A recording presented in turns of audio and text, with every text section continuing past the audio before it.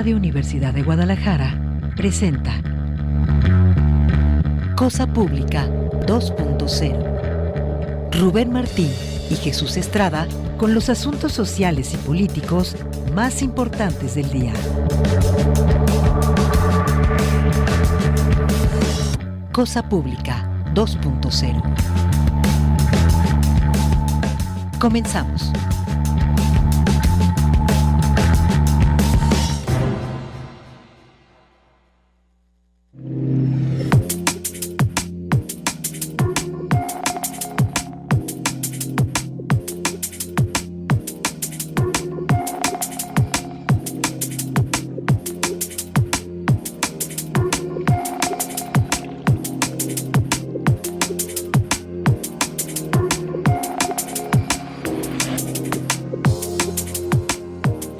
Hola, ¿qué tal? Qué gusto que continúen acá en Radio Universidad de Guadalajara. Bienvenidos ahora a Cosa Pública 2.0, este espacio donde preparamos una selección con los temas sociales y políticos que nos parecen los más urgentes en la amplia agenda informativa. Este día lo compartimos, todo con un análisis crítico de esta realidad.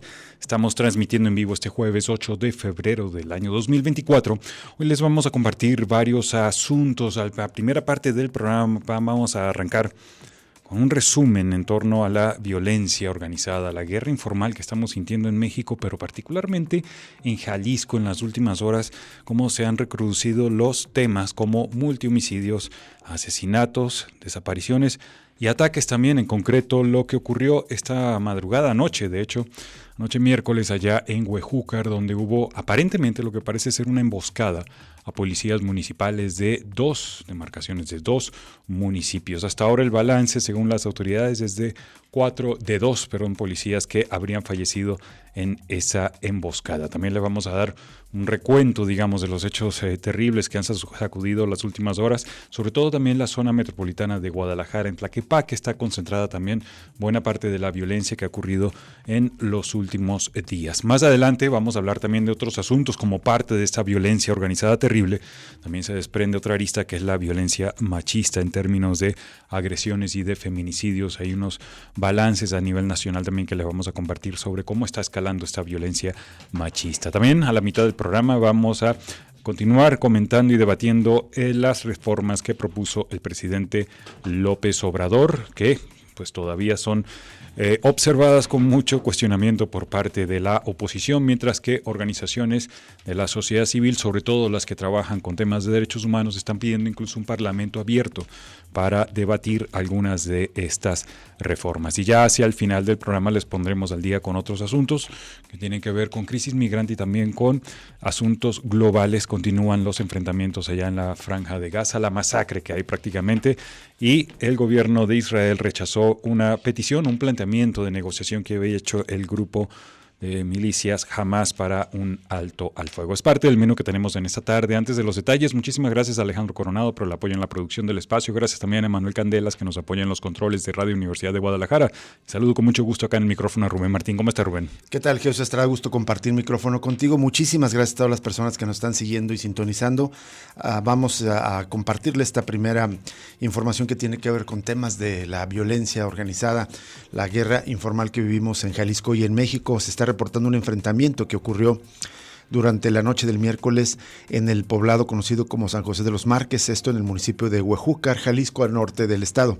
Fuentes extraoficiales confirmaron el asesinato de 6 policías, entre municipales y regionales, así como también 4 oficiales más privados de su libertad tras la refriega de balazos. Fue minutos antes de la medianoche cuando a través de las frecuencias policíacas y grupos de WhatsApp comenzó a circular la información, así también como la petición de apoyo, dando cuenta de un enfrentamiento armado ocurrido en dicha demarcación que está ubicado en la zona limítrofe entre Jalisco y Zacatecas. Sin embargo, la Fiscalía del Estado informó la mañana de este jueves que en estos hechos solamente se registraron 2 oficiales asesinados, una mujer perteneciente a la Policía Municipal de Santa María de los Ángeles y un hombre de Huejúcar. Estamos citando el parte que consigna el diario NTR.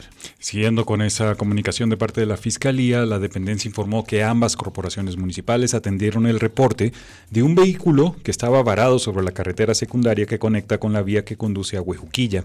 Al momento de acudir a verificar ese reporte, fueron los policías sorprendidos por varios individuos quienes entre la maleza les realizaron detonaciones. Aparentemente fue una emboscada. Posteriormente llegaron varios vehículos con más atacantes, algunos al parecer con blindaje artesanal, y después huyeron. La Fiscalía reportó lo siguiente: de momento oficialmente se confirma la muerte de 2 policías municipales que fueron localizados en el lugar, por lo que se trasladó al descanso de medicina forense de la región para la práctica de los dictámenes correspondientes. Y bueno, también el diario El Occidental recuerda que el 5 de febrero fue detenido por autoridades zacatecanas el segundo jefe de plaza que opera en esos límites entre Jalisco y Zacatecas, Besmer Yoaguel, de 23 años, originario de Colombia, por lo que no se descarta que la agresión esté relacionada con esta captura. Es como se están vinculando estos sucesos.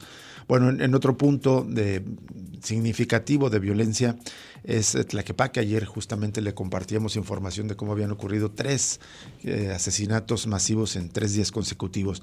Para la Mesa de Seguridad del Gobierno de Jalisco, los hechos ocurridos en días recientes en Tlaquepaque, donde se han registrado varios multihomicidios, se deben a disputas entre grupos criminales.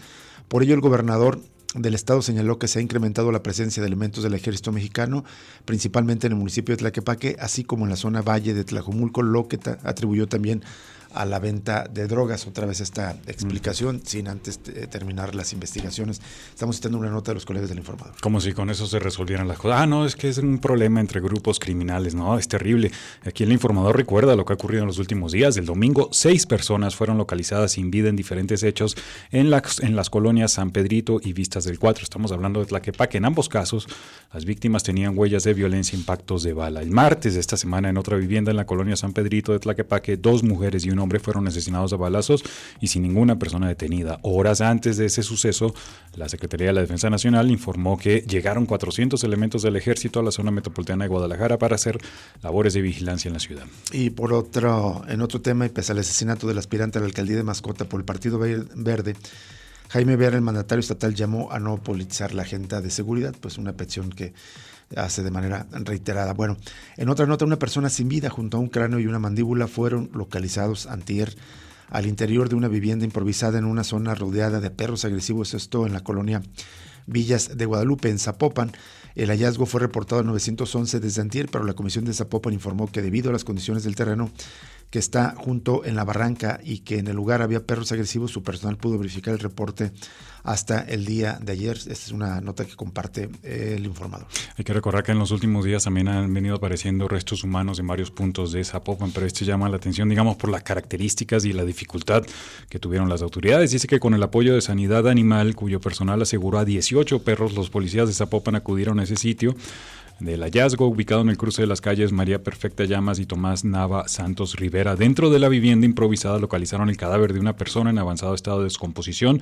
De afuera del domicilio había un cráneo y una mandíbula, segmentos que ya no contaban con tejido, pero que los policías suponían podría pertenecer al occiso. Bueno, en otra nota que reportan los colegas del diario NTR, están citando información de la Coordinación General Estratégica de Seguridad, en la actual administración y el grupo técnico especialista en desactivación de explosivos nuclear, radiológico, biológico y químico, el grupo conocido como TEDAX, ha sido requerido en 96 ocasiones para desactivar y asegurar un total de 497 artefactos explosivos, cifra que representa un aumento de 173% respecto a la registrada en la administración encabezada por el exgobernador Aristóteles Sandoval. Es decir, va en incremento el uso y decomiso de bombas en esta administración, esto por parte, presuntamente por grupos del crimen organizado. Ahí está el dato. En lo que va al actual gobierno, en 96 ocasiones tuvieron que acudir estos especialistas a desactivar o asegurar explosivos. En el gobierno anterior, este grupo TADEX solo fue requerido en 59 ocasiones y decomisó 182 explosivos, según la información, la cual fue publicada en la Plataforma Nacional de Transparencia. Los mismos datos indican que el primer hecho al que acudió el grupo especializado en el actual gobierno fue el 11 de diciembre del 2018 en Tlajomulco, donde aseguró una granada de fragmentación. De hecho, ese municipio, Tlajomulco, es el quinto con más eventos confirmados y el número 10 con más aparatos explosivos asegurados y o desactivados en el actual gobierno. La demarcación donde más veces ha requerido el equipo TEDAX es Guadalajara. En total, en este sexenio que encabeza Enrique Alfaro, suman 15 servicios con un total de 92 aparatos asegurados y o desactivados. El primer hecho en la capital de Jalisco se registró el 26 de enero de 2020, cuando se desactivó una granada de fragmentación. Ese mismo año hubo 2 intervenciones más en Guadalajara, una el 23 de julio cuando se aseguró un artefacto explosivo no catalogado como granada, y la otra el 5 de octubre, cuando se desactivaron 17 granadas químicas y 4 granadas de fusil 40 milímetros. Sin embargo, el 8 de enero del año pasado se registró el mayor aseguramiento del municipio, pues se aseguró un total de 50 artefactos explosivos en un mismo evento. Hay una gran variedad ahora conociendo estos datos, digamos, de armamentos o de tipos de granadas químicas. Pero bueno, de manera general cuenta la nota que en el actual gobierno hasta el año pasado suman 304 artefactos explosivos distintos a granadas. Han sido 79 además granadas de fusil de 40 milímetros, 54 granadas de fragmentación, estas son las clásicas, 38 granadas químicas y 22 artesanales por año. El año pasado es el de más artefactos explosivos decomisados, 290. En 2022 el total fue de 50 explosivos, en 2021 54, en 2020 40, 2019 62 y en diciembre del 2018 solo fue uno. Muy significativo el aumento del año pasado. Bueno, en total, entre diciembre de 2018 y diciembre de 2023, el equipo TEDx tuvo acción en 26 municipios distintos, y entre ellos resalta Santa María del Oro, pues es la demarcación en donde más explosivos se aseguraron en este periodo, 137. El decomiso corresponde a un solo hecho registrado el 19 de marzo del año pasado en el municipio del sureste del estado, junto en los límites con Michoacán. Ahí se aseguraron explosivos tipo mina sin detonar. Gravísimo. Según notas periodísticas de marzo del año pasado, el mega arsenal fue encontrado abandonado en el poblado Las Pilas después de un operativo de la Defensa Nacional. Gran parte de las armas, se recuerda, eran artesanales. Otros municipios con aseguramientos importantes también, fíjense, es Teocaltiche, zona de guerra prácticamente, donde se hallaron 85 artefactos en 9 hechos distintos. También destaca Jalos Totitlán con 34 artefactos, Zapopan con 44, Lagos de Moreno con 20, Quitupan con 16, Tepatitlán y Tlaquepaque con 11 cada uno y Tlajumulco con 10. Bueno, vamos a compartir ahora información que tiene que ver con la crisis de desaparición de personas. Un par de notas. La primera es que están llevando a cabo por parte del personal de la Comisión de Búsqueda de Jalisco, en coordinación con la célula en la materia en Tonalá, llevaron a cabo un operativo de búsqueda individualizada en diferentes partes del municipio, con la finalidad de obtener datos que iban a dar con el paradero de Carlos Ángel Rojas Velázquez, quien desapareció en diciembre de 2021. Él tenía 19 años cuando fue desaparecido en la colonia Vistas del Pedregal en Tonalá. El 7 de diciembre del año 2021 fue el último día en que se supo de su paradero. Él vestía una sudadera, pants, tenis y una cartera, todo de color negro. El operativo tuvo participación de los familiares del joven y contó con el acompañamiento de elementos de la Guardia Nacional, de la Secretaría de Seguridad, de la Secretaría de Defensa Nacional y del Grupo Canino. Las acciones de búsqueda se realizaron en un campo abierto en donde fue visto Carlos Ángel. Ahí mismo se usaron herramientas tecnológicas como un dron para facilitar la obtención de datos que lleven a dar con el paradero del joven. En otra nota que comparte el portal de Notisistema, tiene que ver con los cuerpos localizados en el río Santiago recientemente. En lo que va del año, colectivos de búsqueda de personas desaparecidas han encontrado al menos 15 osamentas en las márgenes del río Santiago, en la zona conocida como Paso de Guadalupe, en los límites de los municipios de Ixtlahuacán del Río y Zapopan, justo ahí en el fondo de la barranca. Sin embargo, a decir del encargado del grupo de búsqueda de la policía Zapopan, Heriberto Sánchez Reynoso, los cadáveres son arrojados en alguna parte del río y viajan aguas abajo hasta que son encontrados ahí. El encargado del grupo de búsqueda de Zapopan, lo citamos textualmente, dijo: nosotros tenemos la teoría precisamente que los trae la corriente del río, el cauce del río, porque los cuerpos que encuentran las madres buscadoras están en descomposición. Descomposición no solamente de 24 a un mes, sino son cuerpos que ya ni siquiera tienen tejido. El responsable del grupo de búsqueda asegura que continuarán apoyando a los colectivos en esa zona del río Santiago cuando se trate de hallazgos en el municipio de Ixtlahuacán del Río. Pero fíjate, dice, tenemos la teoría, una vez más lo que comentábamos, si existiera un trabajo de análisis de contexto, habría más datos y no tendría que los policías recurrir a teorías, sino a actuar con hechos. Vamos a una pausa y volvemos con más información en Cosa Pública 2.0, pero aprovechamos para hacerle la invitación a establecer contacto con nosotros. Puede hacerlo a través de nuestras redes sociales, las cuentas de Cosa Pública 2.0 en Twitter, en Facebook y también en nuestro canal de YouTube, o también marcando el número telefónico de la cabina de Radio Universidad de Guadalajara, 33 31 34 22 22, extensiones 12801, 12802 y 12803. Vamos al corte y volvemos para presentarle más información.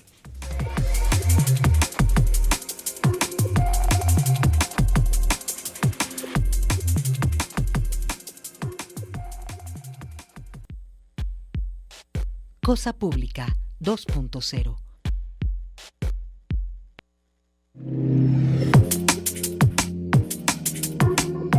Gracias por seguir con nosotros aquí en Cosa Pública 2.0 y vamos a presentarle un apartado de información que tiene que ver con varias notas sobre un tema de la mayor relevancia, es violencia contra mujeres. En esta primera nota de los colegas del diario NTR se hace un reporte del número de mujeres que acudieron a los centros de justicia para mujeres justamente entre el 2021 y 2022. Se reporta más de 113,000 mujeres acudieron a estos centros de justicia de la entidad tras sufrir algún tipo de violencia, según los resultados del programa estadístico 2023 que el Instituto Nacional de Estadística y Geografía tiene sobre los centros de justicia del país. En Jalisco hay 4 centros de justicia para mujeres. Sin embargo, en la revisión del INEGI se incluyeron solo 3, dado que el del Tlajomulco es de reciente creación apenas en diciembre de 2023 y el programa solo contempla el periodo 2021 y 2022. Y bueno, por lo tanto, los datos presentados corresponden a los centros de justicia para las mujeres ubicados en Guadalajara, Puerto Vallarta y Colotlán. Entre los 3 recibieron 113,125 mujeres víctimas de algún tipo de violencia en 2 años observados. El centro, que está en Guadalajara, registró la mayoría de las atenciones, pero además tuvo un crecimiento de 92.41% entre las atenciones ofrecidas en 2021 y 2022. Pasó de atender a 32,101 mujeres en 2021 a 61,767 en 2022. En este recuento de los colegas del diario NTR resaltan que el Centro de Justicia para Mujeres de Puerto Vallarta, el crecimiento en el número de atenciones fue menor, pues pasó de recibir 9,171 personas en el año 2021 a 9,844 en 2022. En el caso del Centro de Justicia de Colotlán, que inició operaciones en 2022, pues obviamente solo se tienen datos de ese año, cuando 242 mujeres acudieron en busca de apoyo y acompañamiento. De manera que el foco está en Guadalajara, donde el 93% prácticamente hubo un aumento. Ahora, cuenta el trabajo detalles de quiénes son los agresores. En la información publicada por el INEGI también se da cuenta de las personas agresoras, de las mujeres que recurren a los servicios de los centros de justicia de mujeres, y en ellas se identificó que sus exparejas y parejas actuales son mayormente la fuente de la violencia. En el caso del centro de Guadalajara, de los 61,767 casos atendidos en 2022, el 99.8% del organismo dijo al INEGI desconocer quién fue la persona señalada como agresora y solo desglosó una cifra mínima. En ella se indica que en 73 casos se identificó a la pareja como el agresor, mientras que en otros 26 fue la expareja. En el resto fueron otras personas del núcleo familiar como el padre o la madre. Ahora está ese detalle entonces, solo una minoría es la que dice que es la pareja. En el caso de el centro en Puerto Vallarta, de los 9,844 casos de 2022, en 520 se señaló a la pareja como el violentador, en 672 veces a la expareja y en 27 al novio. En el mismo centro se tuvo un alto número, es decir, 8,344 de agresores no identificados, mientras que 145 se encasillaron en una categoría llamada otros. En el mismo espacio se detectó que en 3 ocasiones la persona violentadora fue otra mujer compañera de trabajo y en 8 casos fue un jefe hombre. En el caso de Colotlán, de los 242 casos, en 127 se refirió que la parte agresora fue la pareja, en 49 la expareja, en 6 el novio, en 2 el padre, en 2 más la madre y en 24 a otros, y en 32 no se especificó. Hay mucha disparidad en cuanto a la identificación de los agresores. Prácticamente en el de Guadalajara la mayoría no dio este dato, que contrasta con el de Colotlán, que prácticamente la mayoría sí fue identificado. Hay mucha disparidad aquí en el registro de estos datos. Bueno, este trabajo de los colegas del NTR se complementa con la información acerca de feminicidios, y en este caso pues resalta que Tlaquepaque concentra prácticamente 2 de cada 3 asesinatos de mujeres en lo que va del actual año. Del 1 de enero al 6 de febrero, aquí en Jalisco se registraron 14 homicidios dolosos de mujeres, de los cuales 9, o sea el 64%, ocurrió en San Pedro Tlaquepaque. Tras una revisión hecha a diferentes publicaciones periodísticas y a un conteo propio de NTR Guadalajara, en este periodo referido también se registraron 2 homicidios dolosos de mujeres en Zapopan, uno en Guadalajara, otro en El Salto y el restante en Lagos de Moreno. A la cuenta se añade además el asesinato de una mujer trans ocurrido el 19 de enero en Tala. Está terrible cómo el marco de violencia generalizada en Tlaquepaque está sobre todo, digamos, afectando a las mujeres. En lo que respecta a Tlaquepaque, los asesinatos de mujeres se registraron en, fíjense las colonias, San Pedrito, que ya lo comentamos, Vistas del 4, Cerro del 4, Juan de la Barrera, El Refugio y Hacienda de Vidrio. De los 9 casos de la Villa Alfarera, 2 ocurrieron en multihomicidios registrados justamente en San Pedrito y Vistas del 4. En la primera colonia, se recuerda la noche del martes, 2 mujeres fueron asesinadas junto a un varón dentro de una finca, mientras que en la segunda fueron ultimados 2 hombres y una mujer. Estos son los hechos recientes que le hemos reseñado a lo largo de la semana y que incluso motivaron la intervención de la Secretaría de la Defensa Nacional. Se reportó el envío de 400 soldados. En esta nota resaltan que en Zapopan los 2 casos son llamativos. Uno se registró el 23 de enero en una vivienda de la colonia Colegio del Aire y posteriormente se detuvo y vinculó a proceso a un hijo de la víctima como presunto responsable. El otro ocurrió en las inmediaciones del estadio Akron, en la colonia El Bajío, donde una mujer fue abandonada envuelta en bolsas negras para basura. Vamos ahora a escala nacional, tomando ese mismo ejercicio que presentó el INEGI de análisis sobre las atenciones de los centros de justicia para las mujeres. También hay datos a nivel nacional y resulta que en 2021 y 2022 3 de cada 4 mujeres en todo el país sufrieron violencia. Imagínense, entre esos 2 años, 2021 y 2022, 3 de 4 mujeres de México enfrentaron algún tipo de agresión por razón de género. Estas van desde manipulación, insultos, violencia económica, golpes y abuso sexual, hasta intentos de feminicidio. En el país fueron atendidas en esos 2 años casi 1 millón de mujeres, 967.920 mujeres atendidas por actos de violencia, y los casos se concentraron en el grupo de edad de 15 a 44 años, es lo que reveló el INEGI, el cual presentó los resultados del programa estadístico de estos centros de justicia para la mujer del año 2023. Ese programa, se recuerda, ofrece datos de los 65 establecimientos de este tipo que había en operación al 30 de junio del 2023 en 31 estados. Comentamos ya los datos de Jalisco. El reporte estimó que los centros de justicia para la mujer atendieron 1.361.653 incidentes y los más reportados fueron los de violencia física, con 1/3. Le siguieron los episodios de agresión psicológica, que representaron prácticamente el 25%. La violencia sexual reportó un ligero repunte, dice, de 4.6%, que es pues bastante. De las mujeres que acudieron a estos centros, el 4.4% reportaron violencia económica y 2.4% violencia patrimonial, y resalta que el 31% restante no especificó el tipo de violencia que enfrentó. Asimismo, el principal ámbito de ocurrencia fue con la pareja, 28.2%, y el comunitario, 15%, y los principales agresores fueron la pareja, cónyuge o concubino, seguidos de personas desconocidas. Bueno, y en otra nota también aparecida en la jornada, en la actual administración federal se ha hecho énfasis en el aspecto punitivo al abordar las violencias de género en lugar de privilegiar la prevención. Esto consideraron feministas, quienes indicaron que la posibilidad de tener a una mujer en la presidencia es positivo, pero no garantiza una perspectiva diferente a la que ha prevalecido en esta crítica de ONGs al enfoque más punitivo que preventivo. Justamente las ONGs tomaron, digamos, como base la presentación del Informe Nacional de los Centros de Justicia para las Mujeres para realizar estas críticas. Por ejemplo, en esta nota de la jornada citan a Fátima Gamboa, presidenta de la agrupación X Justicia para las Mujeres. Dijo que en este sexenio la política, es decir, en la materia, ha sido más punitiva que preventiva, y lo que ha faltado es abrir el espacio al diálogo con la sociedad civil, con mujeres, centros de justicia y refugios, para escuchar desde esas realidades cómo se debería mirar la prevención para la diversidad de mujeres, porque las políticas de prevención de violencias no se van a construir desde lo legal ni tampoco desde los escritorios, dijo. Se recoge también el testimonio de Wendy Figueroa, directora de la Red Nacional de Refugios, y ella señaló que en este gobierno, también en los anteriores se le han pasado. Dice: en los gobiernos anteriores se la han pasado administrando las violencias, dijo Wendy Figueroa. Siempre escuchamos las cifras, que bajaron, que subieron. Advirtió que, además de los altos índices de impunidad, también está la cifra negra, porque algunos feminicidios se maquillan como dolosos, como homicidios dolosos. Fíjense qué grave.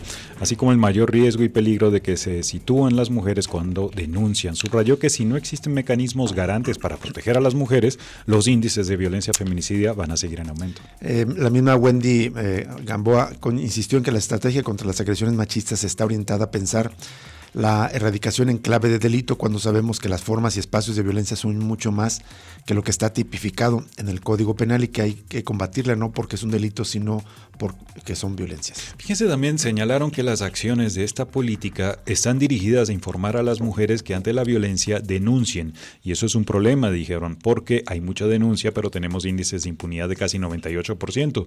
Las denuncias, las investigaciones, las carpetas no van a proteger la vida de las mujeres y tampoco van a reducir el riesgo que enfrentan. También las activistas confiaron en que el siguiente gobierno, pues en ese caso, haya una mayor retroalimentación con las agrupaciones civiles que defienden los derechos de las mujeres.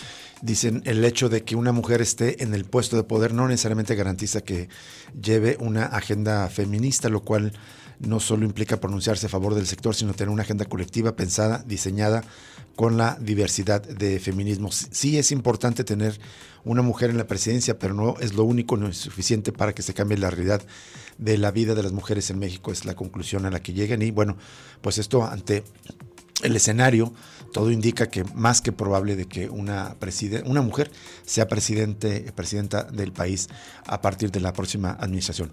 Vamos a una pausa y al regreso vamos a hablar de la polémica y el debate que ha generado la presentación de un paquete de reformas a la Constitución y a las leyes federales por parte del presidente Andrés Manuel López Obrador.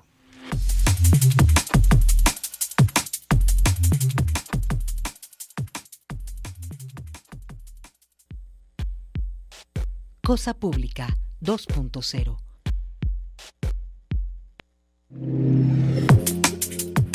El pasado lunes, que fue 5 de febrero, día en que se conmemora la promulgación de la Constitución de 1917, el presidente López Obrador aprovechó justamente ese día y también de manera muy simbólica el escenario que fue el antiguo Palacio Legislativo que se encuentra en Palacio Nacional para presentar un paquete de reformas constitucionales, la mayoría 18 constitucionales y 2 a leyes federales, y bueno, esto ha generado un amplio debate. Vamos a presentarle en este bloque un resumen de la información sobre este tema tan importante, y la primera es que ya en la Cámara de Diputados dio entrada en la sesión de esta mañana, de este jueves, al paquete de 20 iniciativas de reforma que envió el presidente López Obrador el pasado lunes. Las 18 propuestas de modificaciones a la Carta Magna se turnaron para dictamen a la Comisión de Puntos Constitucionales, y las 2 modificaciones a ordenamientos legales fueron dirigidas, una a las comisiones de Gobernación y otra a la de Seguridad Social. Y bueno, así va a estar, diversificada la discusión. Las reformas turnadas a la Comisión de Puntos Constitucionales fueron las de a la reforma a la Constitución en materia de derecho a la alimentación, al medio ambiente sano, al derecho al agua. Otra con opinión de las comisiones son la del desarrollo rural, recursos hidráulicos y agua potable y saneamiento, así como también la del medio ambiente. Las modificaciones a los artículos 3º, 4º y 73 de la Carta Magna en materia de protección y cuidado animal, con opinión de las comisiones legislativas de recursos humanos y medio ambiente. Las modificaciones en materia de Guardia Nacional, la misma Comisión de Asuntos Constitucionales, pero que van a tener opinión de las comisiones de Defensa Nacional y de Seguridad Pública y Protección Ciudadana. Los cambios a los artículos 4 y 5 constitucionales en materia de protección a la salud por el uso de sustancias tóxicas, aquí debe ir lo del fentanilo y los vapeadores, pues ahí van a contar con opinión de las comisiones de Salud, Justicia, Economía, Comercio y Competitividad. La reforma al artículo 19 en materia penal con opinión de la Comisión de Justicia. La reforma a la Carta Magna en materia de pueblos y comunidades indígenas y afromexicanos, estos tendrán opinión de la Comisión de Pueblos Indígenas y Afromexicanos. Las reformas en materia del salario con opinión de la Comisión del Trabajo, y las modificaciones a los artículos 25, 27 y 28 sobre la industria eléctrica tendrán que contar con la opinión de la Comisión de Energía. La propuesta de cambios al artículo 28 constitucional con opinión de la Comisión de Infraestructura, Comunicaciones y Transportes, y las modificaciones a los artículos 25, 27 y 28, y la reforma al Poder Judicial con opinión de la Comisión de Justicia. Y bueno, hay otros detalles también sobre la propuesta en particular del presidente López Obrador de la reforma para modificar las pensiones. Algunos están tomando, digamos, como aspecto el tema de que trae un tope esa propuesta. Las pensiones con una tasa de reemplazo al 100% que promueve López Obrador en su iniciativa de reforma estarán topadas. Este año su límite será de 16,777 pesos, es una cifra que deriva del salario promedio que se registró el año pasado ante el IMSS, más la inflación estimada por el gobierno para este año, y el valor no va a ser fijo, se recuerda, va a estar moviéndose y será actualizado con base en la inflación cada año. Es una nota que aparece en el diario Mural y da cuenta de que, de acuerdo con la iniciativa, Los trabajadores que recibirían una pensión al 100% de su último salario son aquellos cuyo ahorro para el retiro en su Afore sea menor al monto equivalente al salario promedio registrado. El salario promedio del IMSS al que se hace referencia en la iniciativa se obtiene a partir del salario diario multiplicado por un factor de 30.4. El salario promedio hoy es de 542 pesos. Esto es información de Bernardo González, socio de Trover Capital, citado por Mural. Asesor dice, hay un tope y ese salario promedio registrado es de aproximadamente 16,000 pesos. Eso ya lo había comentado el presidente. Volviendo a la declaración, nadie podría tener una garantía de pensión mayor a esa cantidad, dijo el especialista. Sin la nueva reforma, a este mismo trabajador le tocarían, imagínense, 7,500 pesos, que actualmente es la pensión mínima garantizada. También citan a Jorge Alarcón, líder de retiro de WTW, y él señaló que la nueva reforma aplicaría solamente en caso de una pensión por vejez. Hay mucha gente que empieza a solicitar su pensión por cesantía en edad avanzada, que es entre 60 y 64 años. Ellos no tendrían acceso a este beneficio mínimo, de acuerdo con lo que se menciona en la iniciativa. Bueno, y sobre este tema también habló López Obrador. Dijo que al justificar la necesidad de modificar el régimen de pensiones impuesto en los gobiernos de Ernesto Zedillo, el priista en 1997, y Felipe Calderón en 2007, el panista, el actual presidente López Obrador sostuvo que el impacto que tuvieron estos cambios fue que antes de esas modificaciones un trabajador se jubilaba con 89% de su salario, porcentaje que se desplomó a 25% con el nuevo modelo. Además, las semanas de cotización mínimas de jubilación pasaron de 500 a 1,250. Es impresionante y tiene ahí razón el presidente, me parece. Sobre este efecto devastador de las políticas neoliberales, digamos, yo creo que la modificación al sistema de pensiones hay que llevarla de la mano también con las reformas neoliberales en materia laboral. Por ejemplo, la introducción del outsourcing o de todo este boom que hay de trabajo informal, por el cual muchas generaciones jóvenes pues ni siquiera tienen opción a una Afore. Volvemos a la nota del presidente. Dice, ¿cómo aprobaban esto los legisladores? ¿Dónde estaban los dirigentes?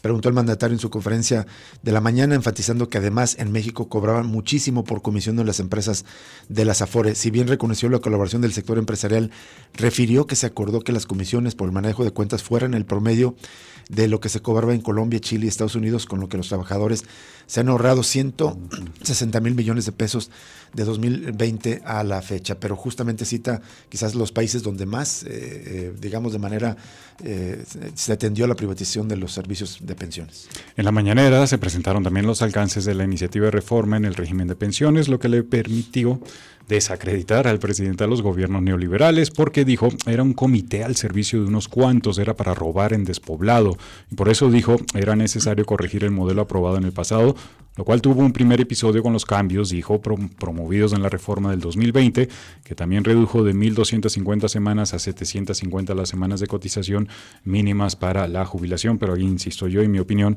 pues no fue suficiente, todavía se mantiene una lógica neoliberal por la privatización del sistema. Hay efectos positivos en los cambios de 2020, de acuerdo al actual gobierno. En esta misma rueda de prensa, la secretaria de Gobernación, Luisa María Alcalde, describió que los primeros efectos de las modificaciones ya se registraron, pues entre 2021 y el año pasado 93% de los trabajadores jubilados lo hicieron bajo este último régimen. Además, sus pensiones pasaron de representar apenas 27% de su último salario a 64%. También se recuerda que en la iniciativa de reforma se comenta que la eventual, este cambio se va a fondear con un capital semilla de 64,000 millones de pesos que se va a conformar con recursos que vienen del instituto para devolverle al pueblo lo robado. También de la venta de terrenos de Fonatur, del Fondo de Turismo, además de la liquidación de Financiera Rural, los adeudos empresariales al SAT, además eventualmente de aprobarse otras reformas con los recursos de los presupuestos de los organismos autónomos que van a desaparecer si se aprueba, y los 15,000 millones de pesos de los fideicomisos del Poder Judicial. Sobre este mismo tema habló la secretaria de Bienestar Social del Gobierno Federal, Ariadna Montiel Reyes. Vamos a escuchar un fragmento de lo que dijo en esta conferencia.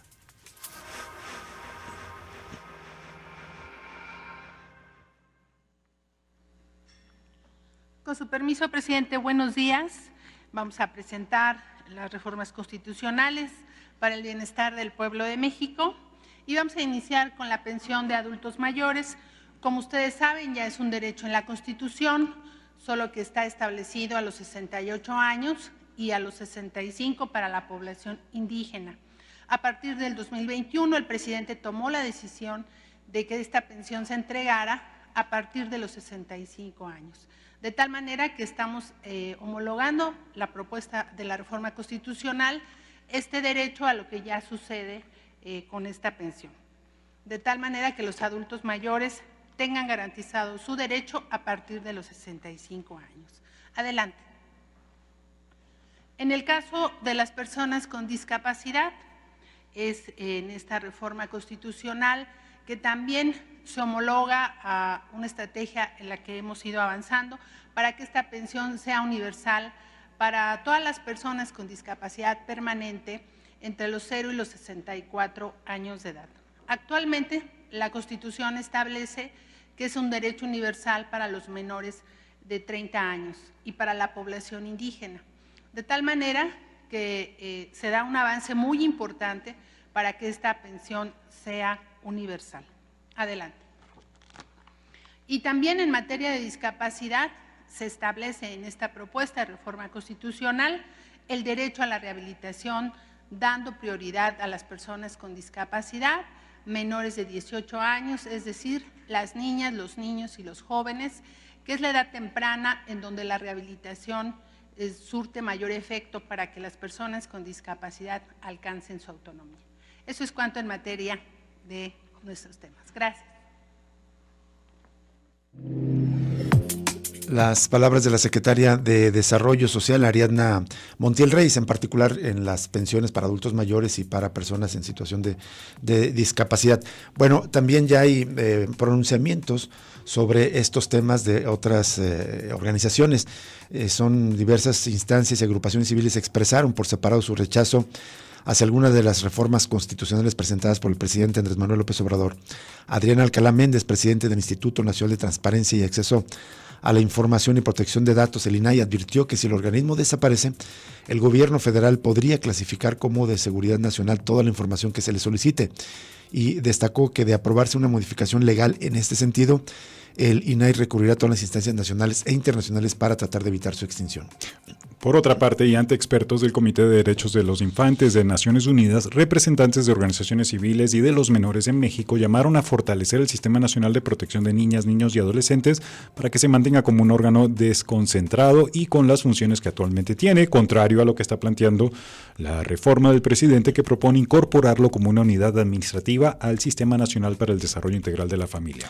En una conferencia virtual desde Ginebra, Tania Ramírez, directora de la Red por los Derechos de la Infancia, insistió en que la propuesta es regresiva en materia de derechos y que para su aprobación los legisladores deberán convocar a un parlamento abierto, pues la ley general en la materia contempla que se tiene que consultar a niñas, niños y adolescentes. Por otra parte, Amnistía Internacional México y el colectivo Seguridad Sin Guerra expresaron su rechazo a la iniciativa de reforma constitucional presentada por el presidente para dar el mando operativo y administrativo de la Guardia Nacional a la Secretaría de la Defensa Nacional, es decir, volverla a su naturaleza militar. Esa medida, dicen, es un golpe devastador a la autonomía y la profesionalización de las fuerzas policiales civiles. Al convertirla en una extensión del ejército, se pervierte su función original, desviándose de su propósito de servir y proteger a la ciudadanía desde una institución civil.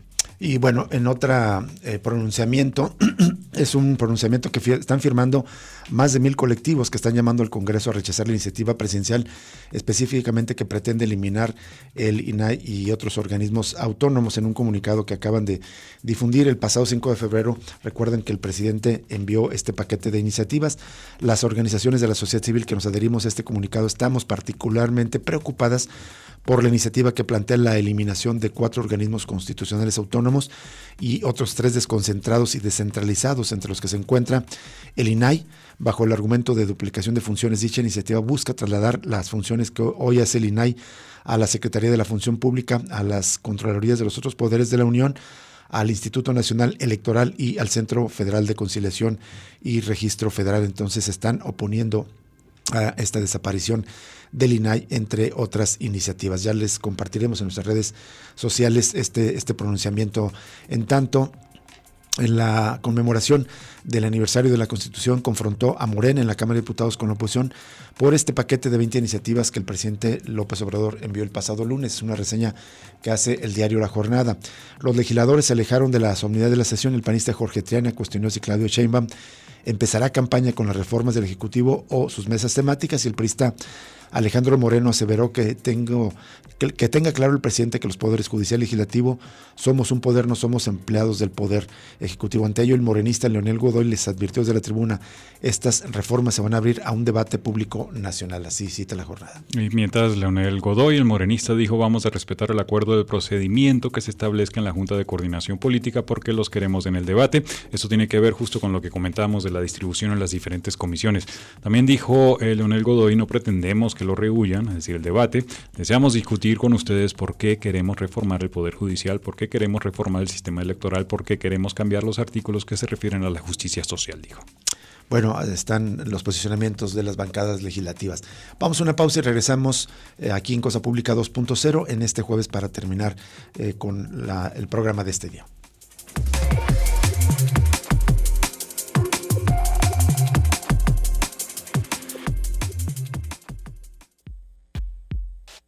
Cosa Pública 2.0. Seguimos en Cosa Pública 2.0 y seguimos en este tema de las reformas, el paquete de reformas constitucionales y 2 leyes federales que envió el presidente López Obrador el pasado lunes. Y bueno, una de las lecturas es que el presidente lo que tenía interés es en meterse con esta iniciativa a los temas electorales, y creo que lo ha conseguido porque prácticamente tiene a todos los actores políticos tratando de definirse sobre el tema. El mismo presidente lo admitió, dice que se discute en el periodo electoral porque se trata no solamente de elegir a candidatos, sino elegir proyectos de nación. Y bueno, de algún modo con este paquete de iniciativas, según López Obrador, lo que pretende es devolver el sentido social a la Constitución del país, que según López Obrador había sido pervertido en el periodo neoliberal. Yo no creo que sea solamente así. En realidad no hay, excepto un presidente que, si mal no recuerdo, fue Ruiz Cortines, es el que menos reformas a la Constitución ha planteado, pero de ahí en más, absolutamente todos los mandatarios han hecho varios cambios a la Constitución, algunos de manera muy reiterada. Por ejemplo, Peña Nieto es uno de los mandatarios que más cambios hizo, y más en un sentido privatizador, más en un sentido de libre mercado, de políticas de libre mercado. Esto con el llamado Pacto por México. Usted recordará que metió a la bolsa y a todos los partidos, y se puede decir que es el acto fundacional del actual frente opositor, porque ahí fue cuando fueron todos juntos, PAN, PRI y PRD, en proyectos de gobierno. Pero de ahí más todos los mandatarios han hecho cambios a la Constitución. Bueno, le decía que todos los actores políticos se están pronunciando, entre otros el gobernador Enrique Alfaro. Nuestro compañero Henry Saldaña recogió la opinión del gobernador Enrique Alfaro Ramírez sobre este tema de las reformas que presenta López Obrador. Vamos a escucharlo.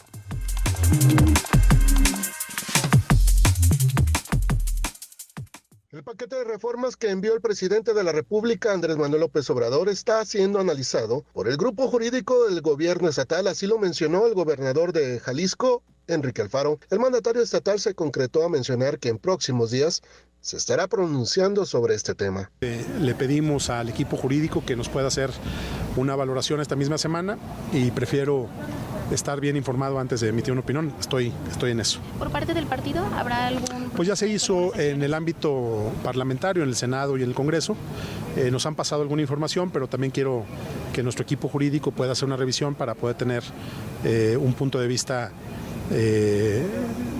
fundamentado y no expresar una opinión con motivaciones políticas. Yo creo que lo que uno pide para nuestro trabajo es lo mismo que ofrecemos para el trabajo del presidente.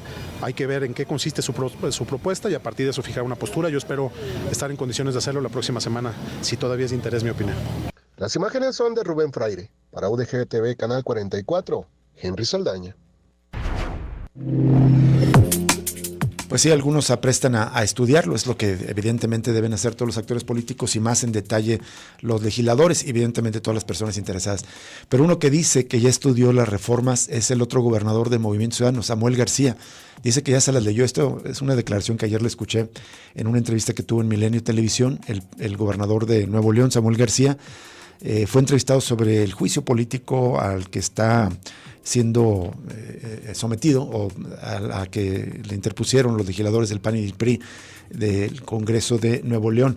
Pero sobre el tema de las reformas, pues dijo Samuel García que está de acuerdo en 15 de los 18 cambios que propone, perdón, de los 20 cambios que propone López Obrador, o sea, es bastante significativo. Entonces, yo le comentaba a Jesús ahorita fuera del aire, si yo tenía dudas de que había un acuerdo entre esta vertiente de Movimiento Ciudadano con el presidente López Obrador, yo creo que ya está quedando más o menos claro que sí. En tanto, también está quedando muy claro la desaveniencia del grupo alfarista, que todavía está en Movimiento Ciudadano porque necesita el partido, porque Dante Delgado palomea las candidaturas, de que ya no están tan de acuerdo con Álvarez Maínez. De hecho, ha sido muy significativo, trascendió en las columnas de Chismes Políticos que Jorge Álvarez Maínez vino aquí a grabar un spot de su campaña por la empresa que maneja Rafael Valenzuela, que le está manejando la estrategia electoral, y bueno, pues no tuvo actos de campaña aquí, ni fue acompañado, por lo menos públicamente, por ningún actor político, y corre la versión de que Movimiento Ciudadano aquí en Jalisco, tal como apareció en algunos espectaculares, van a apoyar más bien la candidatura de Xóchitl Álvarez a la presidencia de la República y no la de Jorge Álvarez Maínez. Pero es un volado muy arriesgado, porque lo que necesitan es hacer un voto dividido en el que logren llevar a la gubernatura a Pablo Lemus y ganar los principales, alcaldías y diputaciones y senadurías, mientras no apoyan a su candidato presidencial. Es una apuesta arriesgada. Y el candidato presidencial se la pasa desde Nuevo León prácticamente grabando videos, pocas veces está por acá en Jalisco. Y bueno, el otro aspecto que no hemos comentado esta semana, las terribles listas también que lanzó Movimiento Ciudadano, unos fichajes terribles. Dicen que es la nueva política y rescatando pues elementos del pasado del PRD. Roberto Palazuelos, candidato a senador, el diamante negro, ese personaje impresentable que ha admitido en entrevistas públicas que ha asesinado a personas, incluso, que tiene un pasado terrible, como despojador incluso de terrenos para negocios inmobiliarios allá en Quintana Roo. Es el candidato de Movimiento Ciudadano a senador, y ya lo habían pretendido lanzar de candidato a gobernador, y bueno, ahí se abrió un debate que lograron tumbarlo. Pero también los que hablan de la nueva política, pues recurriendo a las viejas prácticas de la política como el nepotismo, porque el hijo de Dante Delgado es candidato a senador plurinominal por el estado de Veracruz, el estado natal de la familia Dante Delgado. Así que las peores prácticas como el nepotismo ahí aplicadas en Movimiento Ciudadano. Bueno, vamos a más información. El embajador de Estados Unidos en México se pronunció sobre este tema muy controvertido de la semana pasada, y fue el reportaje de Tim Golden, periodista estadounidense que en ProPublica, iniciativa periodística importante en Estados Unidos, publicó, donde se hacía una sugerencia, no era una afirmación tajante, eso desde el título quedaba claro, de que la campaña de Andrés Manuel López Obrador en el año 2006 habría recibido dinero del cártel de Sinaloa, $2 millones, supuestamente triangulado entre distintos operadores, pero que lo habría recibido Nicolás Molinedo, que era un personaje cercano a Andrés Manuel López Obrador. Ya no trabaja con el gobierno, pero que en ese momento era cercano a López Obrador. Bueno, se armó, obviamente López Obrador lo cuestionó, y también otros periodistas cuestionaron a otros colegas como Anabel Hernández, que también afirmaba y publicó también un reportaje semejante en una sincronía bastante dudosa. Y otro portal, Inside Crime, que también publicaban sobre el tema. Pero sobre esto se habló el embajador Ken Salazar, dijo, confirmó que es un caso cerrado el tema del presunto financiamiento que había recibido la campaña del presidente López Obrador en 2006 y que investigaba la agencia antidrogas del país vecino. Dijo, caso cerrado. Así respondió simplemente cuando, al término de una reunión con integrantes de la Comisión del Trabajo del Senado, que encabeza el senador Napoleón Gómez Urrutia, se le preguntó sobre la supuesta intervención del crimen organizado en aquella campaña. Durante el encuentro, la morenista Lucía Trasviña le pidió al diplomático su respaldo. Y bueno, también por cierto que esto va de la mano con la declaración de la asesora de la Casa Blanca en materia de seguridad nacional, que estuvo de visita en México, que también le comentó a la secretaria de Relaciones Exteriores que ese caso estaba cerrado para el gobierno estadounidense. Salazar añadió, dijo que no se mete en la política de México cuando se le pidió el apoyo, el respeto por parte de esta senadora morenista. Dijo, yo no voy a votar en esta elección, señaló, al destacar que es importantísimo que tengamos el diálogo y la fuerte relación como lo hemos tenido con el presidente López Obrador. Insistió que los procesos electorales que este año se llevan a cabo en ambos países no deben ser motivo para afectar la relación bilateral ni la colaboración en materia de combate al crimen organizado. y señaló que cuando hay problemas hay una relación muy fluida, muy estrecha entre el presidente López Obrador y el presidente estadounidense Joe Biden, que pues tienen la confianza de discutir abiertamente entre ellos justamente cuando ocurren estos problemas. Ya les compartiremos esta nota de la jornada aquí en nuestras redes sociales para las personas que tengan interés, y también les vamos a compartir la nota acerca de pues el rechazo que hace el presidente de Israel, el primer ministro de Israel, Benjamín Netanyahu, de la propuesta de alto al fuego que planteó la organización Hamas sobre el asunto tan delicado de la guerra contra la población civil en Gaza. Con esto nos vamos. Muchísimas gracias por acompañarnos. Lo invitamos a permanecer en sintonía de Radio Universidad de Guadalajara. Sigue La Chora Interminable, después la programación habitual, y nosotros lo invitamos a que mañana nos acompañe nuevamente a otro análisis crítico de la realidad aquí en Cosa Pública 2.0. Gracias. Hasta mañana. Luego.